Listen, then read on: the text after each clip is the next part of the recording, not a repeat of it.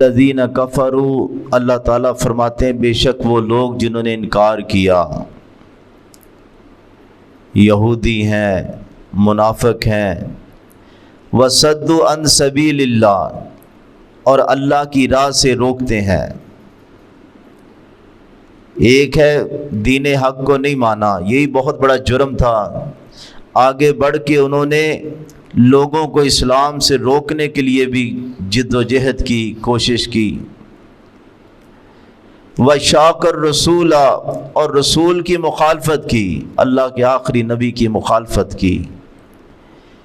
من بعد، اس کے بعد ما تبین لہم الہدی، کہ ہدایت ان کے لیے واضح ہو گئی۔ یہ نہیں کہ ان کو پتہ نہیں چلا کہ اللہ کے نبی صلی اللہ علیہ وسلم کے بارے میں منافقین بھی مجلسوں میں آتے، سمجھتے کہ وہی آ رہی ہے، سچے رسول ہیں، لیکن اپنے مفاد کی خاطر رسول کی، وقت کے رسول کی مخالفت کی۔ اور اسی طرح یہودی بھی اپنی کتابوں میں آخری نبی کے بارے میں پوری نشانیاں سمجھتے تھے، بلکہ مدینے کے لوگ جو زیادہ مسلمان ہوئے مکہ والوں کی نسبت، اس کی یہ وجہ تھی کہ مدینے میں یہودی عالم تھے، اور انہوں نے ان یہودی علماء سے انصار اور خزرج کے لوگوں نے نشانیاں معلوم کر لی تھیں۔ اتنی واضح نشانیاں تھیں کہ ان کو کلمہ پڑھتے ہوئے دیر نہیں لگی۔ تو اللہ تعالیٰ فرماتے ہیں کہ غلط فہمی میں مخالفت نہیں کر رہے تھے، ہدایت واضح ہو گئی تھی، بلکہ ام المومنین سیدہ صفیہ رضی اللہ تعالیٰ عنہ، جو ایک یہودی باپ کی بیٹی تھی، حی بن اخطب باپ کا نام تھا، قبیلہ بنو نذیر کا سردار تھا، خود فرماتی ہیں کہ میں نے اپنے باپ اور چچا کی گفتگو کو سنا۔ کہتے کہ میرا چچا بھی آ گیا اور نبی صلی اللہ علیہ وسلم کے بارے میں بات کر رہے کہ وہ نبی آ گیا ہے، نشانیاں تو ساری ان کے اندر ہیں۔ کہنے لگے ہاں کرنا کیا ہے؟ تو مشورہ یہ طے پایا جب تک زندہ رہیں گے مخالفت کریں گے۔ کیوں کہ یہ ہمارے خاندان میں سے نہیں آیا، یہ بنی اسرائیل میں سے نبی نہیں آیا، یہ تو اسماعیل علیہ السلام کی اولاد میں سے آ گیا۔ تو اللہ تعالیٰ فرماتے ہیں ہدایت واضح ہوگی، پھر انہوں نے رسول کی مخالفت کی۔ لن یضر اللہ شیئا، وہ ہرگز اللہ کا کوئی نقصان نہیں کر سکتے، اللہ کا کوئی بگاڑ نہیں سکتے۔ کون اللہ کا مقابلہ کر سکتا ہے؟ یا اللہ کے رسول کا مقابلہ کر سکتا ہے؟ تو فرمایا وہ جو مرضی کر لیں، وَسَيُحْبِطُ أَعْمَالَهُمْ، ان کی ساری سکیمیں ہم فیل کر دیں گے، ساری سازشیں، ساری پلاننگیں اکارت کر دیں گے۔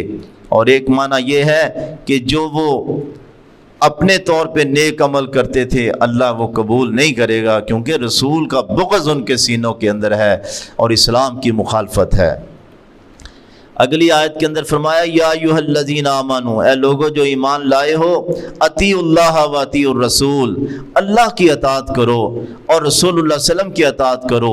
اس کا معنی کلمہ پڑھ کے بھی کئی لوگ اللہ رسول کی اطاعت نہیں کرتے، اس لیے فرمایا گیا ایمان والو اللہ کی بات مانو، اللہ کے رسول کی بات مانو، عقیدے میں، عمل میں۔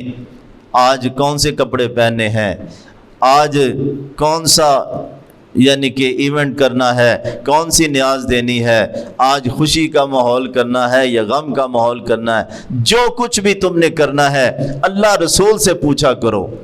اللہ رسول سے پوچھنے سے کیا مراد ہے؟ فَرُدُّوهُ إِلَى اللَّهِ وَرَسُولِهِ، جس طرح اللہ نے کہا اگر مسلمانوں تنازعتم، تمہارا جھگڑا ہو جائے تو اللہ رسول کی طرف آ جاؤ، اللہ کے قرآن سے پوچھو، اپنی مرضیاں نہ کرو، مولوی اور ذاکر کے پیچھے نہ چلو، اللہ سے پوچھو اور اللہ کے رسول صلی اللہ علیہ وسلم سے پوچھو، کیونکہ تم نے کلمہ تو لا الہ الا اللہ محمد رسول اللہ پڑھا ہے، مولویوں کا کلمہ نہیں پڑھا، رسم و رواج کا کلمہ نہیں پڑھا۔ وَلَا تُبْطِلُوا أَعْمَالَكُمْ، اپنے عمل کو باطل نہ کرو۔ اللہ اکبر، کتنی زبردست یہ آیت ہے 33 نمبر سورہ محمد صلی اللہ علیہ وسلم کی، کہ وہ عمل باطل ہے، اللہ کراس پھیر دے گا، قبول نہیں کرے گا جو اللہ رسول سے ہٹ کے اپنی مرضی، رسم و رواج کے پیچھے یا کسی اور کے کہنے پہ یہ عمل کیا۔ اور رسول اللہ صلی اللہ علیہ وسلم کا وہ اور فرمان واضح مسلم شریف میں ہے، من عمل عملا، جس نے بھی کوئی عمل کیا، لیس علیہ امرنا، جس پہ ہمارا حکم نہیں ہے، ہماری طرف سے نوٹیفیکیشن نہیں ہے، ہماری طرف سے آرڈر نہیں ہے، فہو رد، وہ رد کر دیا جائے گا۔ ہم کہتے جی کیا حرج ہے، کیا حرج ہے، اسی طرح نیا دین بن گیا۔ اللہ سمجھ عمل کی توفیق عطا فرمائے۔